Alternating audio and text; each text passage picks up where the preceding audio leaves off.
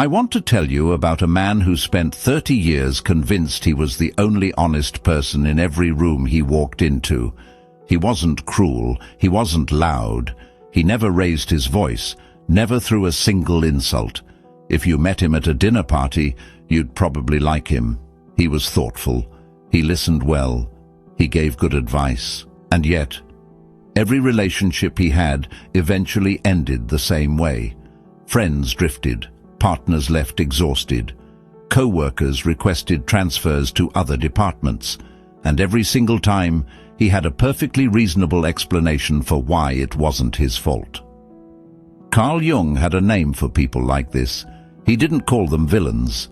He called them something far more unsettling. He called them unconscious. And here's the part that's going to bother you for the rest of this video. Most toxic people have no idea they're toxic. In fact, the more certain someone is that they're one of the good ones, the more likely Jung would say they need to look closer. So stick with me, because by the end of this, I'm going to show you something most people never see about themselves. And I'm going to ask you something in a minute that I genuinely want you to answer in the comments, because your answer might surprise you. But first, here's the question that's been quietly sitting underneath everything I just said. If toxic people don't know they're toxic, how would you know if you were one? That's not a rhetorical question.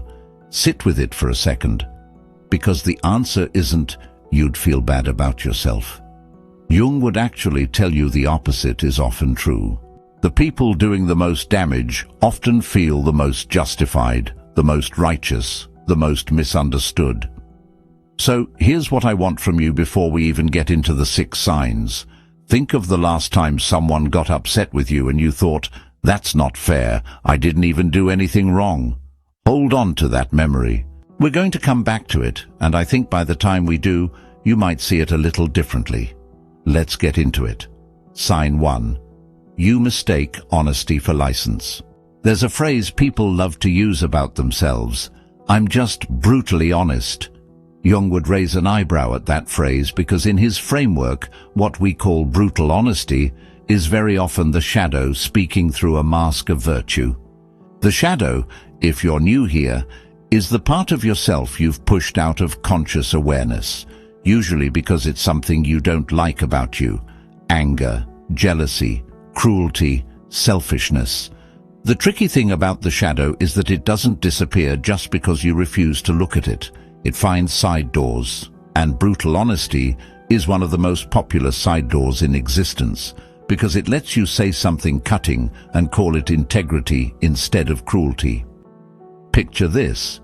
Your friend just told you about a business idea she's excited about. You think it's a bad idea. There's a version of honesty that says, I have some concerns. Can I share them? And there's a version that says, honestly, that's going to fail.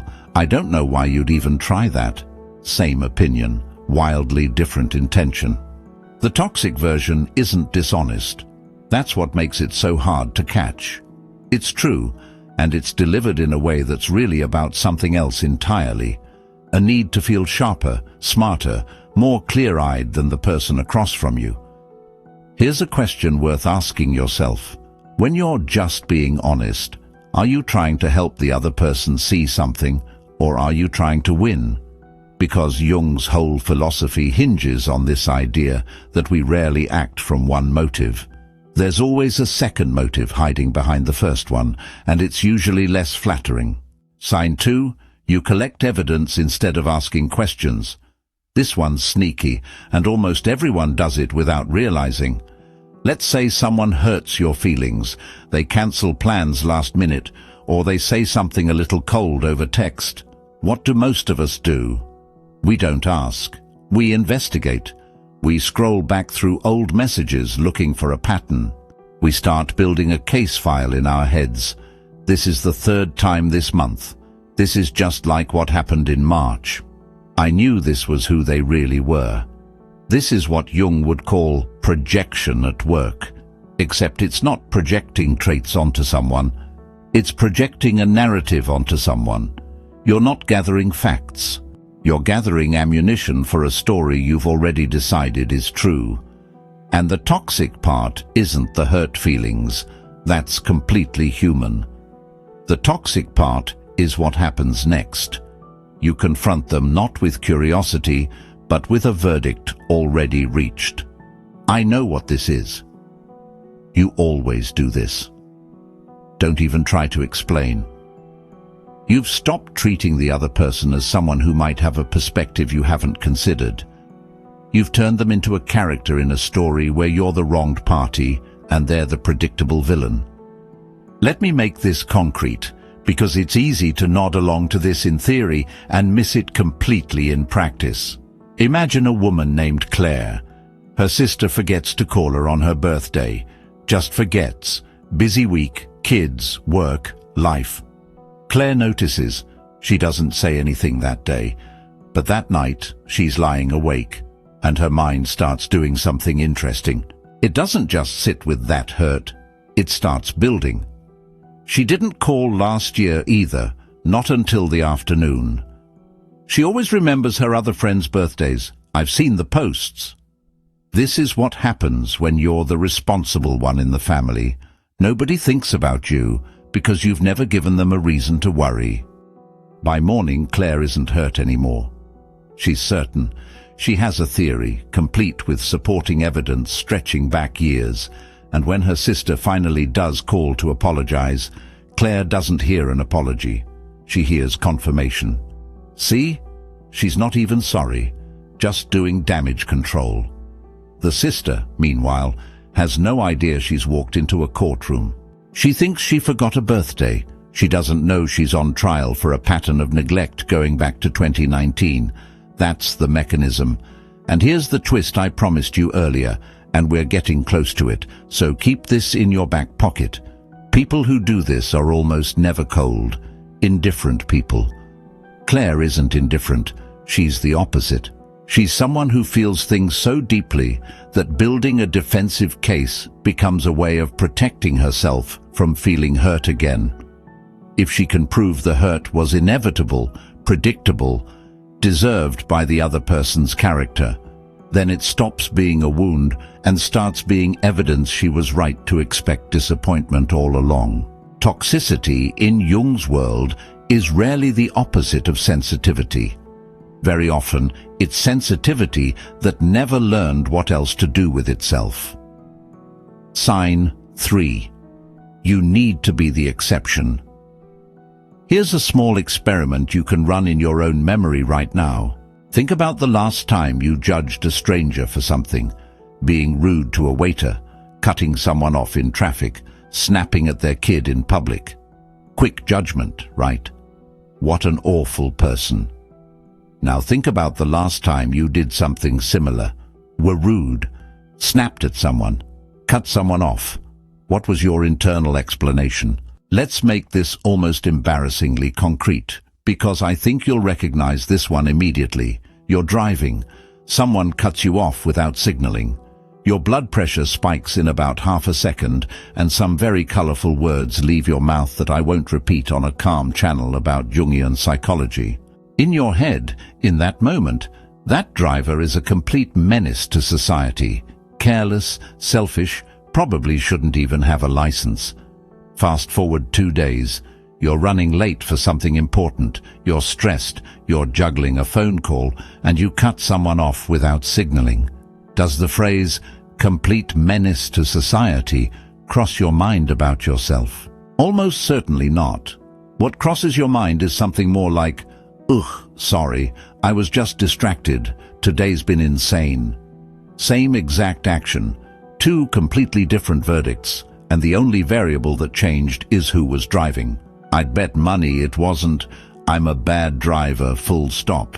It was something like, I was just so exhausted, or they had no idea what kind of day I was having, or that's not really who I am, I was just stressed. We don't even notice ourselves doing it. It happens instantly, automatically, like blinking. This is one of Jung's most quietly devastating observations. We judge others by their actions and ourselves by our intentions. Other people are careless when they do the careless thing. We're just having a hard week. The exception making isn't really about excusing one bad moment. It's about something deeper, a refusal to integrate that bad moment into your actual self-image. You keep the bad behavior in a separate drawer labeled "not really me," while everyone else's bad behavior goes straight into the drawer labeled exactly who they are. Jung called the unintegrated, idealized version of yourself the persona, the mask. And the exhausting thing about wearing a mask for long enough is that you start to believe the mask is your actual face. You become genuinely confused when people respond to the real you instead of the curated one. Sign 4. You confuse control for care. This is the one that trips up the most well-meaning people, so pay close attention here, because it almost never looks toxic from the inside. It sounds like, "I just want what's best for you." It sounds like, "I only said that because I care." It sounds like advice nobody asked for, opinions about someone else's choices, and a quiet sense of hurt when they don't take the advice. Here's the uncomfortable Jungian read on this. A lot of what we call caring too much is actually anxiety wearing a disguise. When someone else's choices make you uncomfortable and you respond by trying to steer their choices instead of sitting with your own discomfort, that's not care. That's control, dressed in the language of love, because love is more socially acceptable than control. Real care can tolerate someone else's autonomy even when it disagrees with it. Real care says, "I see it differently, but it's your life," and then actually lets it be their life. Controlling care can't do that. Controlling care needs the other person to choose correctly, because their choice is somehow about you. Your need to feel needed, your need to feel right, your need to not watch someone you love do something you wouldn't do. Let me give you a picture of this, because it's almost invisible when you're the one doing it. A father named Tom has a son who wants to drop his stable accounting job to try something risky, opening a small restaurant. Tom is terrified. Not angry, not cruel, terrified, in the specific way parents get terrified when they love someone and can't control what happens to them next. So Tom starts just asking questions. Every dinner, every phone call. Have you actually run the numbers? Do you know how many restaurants fail in the first year? I just want you to think this through, that's all. I'm not trying to talk you out of it. He says that last part a lot. I'm not trying to talk you out of it. He believes it when he says it, but 6 months of nightly questions, worried sighs, and gently devastating statistics is not neutral information sharing. It's a campaign, run by someone who genuinely thinks he's just being a good father. When his son finally opens the restaurant anyway, Tom doesn't feel proud, even though some part of him is. Mostly underneath, he feels something closer to hurt, almost betrayed. Like his son didn't just make a decision, he ignored him. And that feeling is the whole thing laid bare. Betrayal is a strange emotion to have about someone exercising their own right to choose their own life, unless some part of you, quietly, had started to believe that decision belonged to you too. That's the Jungian read on it. Real care can tolerate someone else's autonomy even when it disagrees with it completely. Real care says, "I see it differently, but it's your life," and then actually, fully, lets it be their life, including the part where they might fail, and you don't get to say, "I told you so," because you were never supposed to be in this for being right. Controlling care can't do that, no matter how loving it feels from the inside. It needs the other person to choose correctly, because their choice has quietly become a referendum on your own anxiety, your own need to feel useful, your own fear of watching someone you love walk into something you wouldn't walk into yourself. Sign 5. You mistake silence for peace. Quick gut check, and I want you to actually answer this one honestly, even just to yourself. Do you consider yourself a calm person because conflict doesn't happen around you? or because you've actually resolved the things that would otherwise cause conflict. These sound similar. They are not even close to the same thing. A lot of people pride themselves on being easygoing, low drama, the person who doesn't let things bother them. And sometimes that's true integration, a genuinely settled relationship with your own emotions. But very often, especially in Jung's model, it's something else. It's the shadow sitting quietly in a back room, getting louder every year, while the front room stays spotless. Here's how you can tell the difference. Resentment is the tell. If you're at peace, you don't carry a running list of things people have done to you that you've let go of. Because if you're really keeping a list, you haven't let go of anything. You've just stopped saying it out loud. That's not peace. That's a delay. The toxic version of this shows up later, and it shows up sideways. It's the passive comment 6 months after the fact. It's the sudden, disproportionate explosion over something small, because it was never actually about the small thing. It was about the 17 things before it that got swallowed instead of spoken. People around someone like this often feel confused, like they got blindsided by a storm with no warning. But the warning was there. It just wasn't verbal. It was every unspoken moment compounding in the dark. Sign 6. You need to be misunderstood. This is the last one, and it's the one that ties everything together, so stay with me. There's a particular kind of comfort in feeling misunderstood. It's strange to say out loud, but it's true. If everyone around you just doesn't get it, then you never have to ask whether the problem might be something you're doing. Being misunderstood is a remarkably effective alibi. Jung would point out that this is one of the shadow's favorite final defenses. When the first 5 signs start creeping toward awareness, when some part of you starts to suspect that maybe the honesty was cruelty, maybe the case building was projection, maybe the help was control, the mind reaches for the most comfortable possible explanation.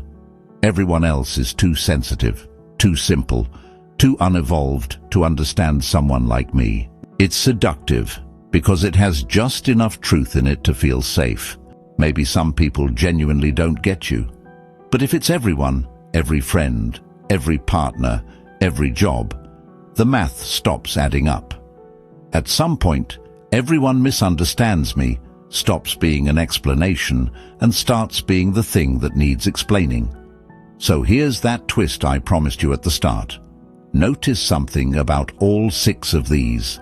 Not one of them is about being cruel for the sake of cruelty. Nobody here is a cartoon villain twirling a mustache. Every single sign is something that, from the inside, feels like a virtue.